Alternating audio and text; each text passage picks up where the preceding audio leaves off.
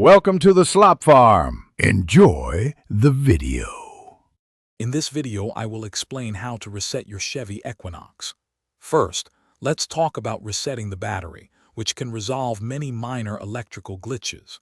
Begin by turning off your vehicle and locating the battery under the hood. Always disconnect the negative battery cable first, using a 10mm wrench.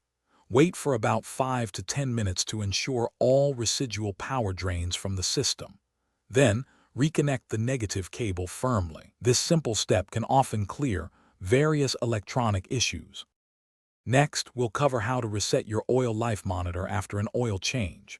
With the ignition on but the engine not running, use the steering wheel controls to find the oil life display in your driver information center. Once you see the oil life percentage, press and hold the Set/CLR or Reset button for several seconds. The display should then change to 100%, confirming the reset. This ensures your maintenance schedule is accurately tracked. Now let's address resetting your tire pressure monitoring system, or TPMS. First, make sure all your tires are properly inflated to the recommended pressure. Then, find the TPMS reset button, typically located beneath the steering wheel or in the glove compartment. Press and hold this button until the tire pressure warning light flashes 3 times. After this, drive your Equinox for about 10 minutes at speeds above 50 miles per hour to allow the sensors to recalibrate.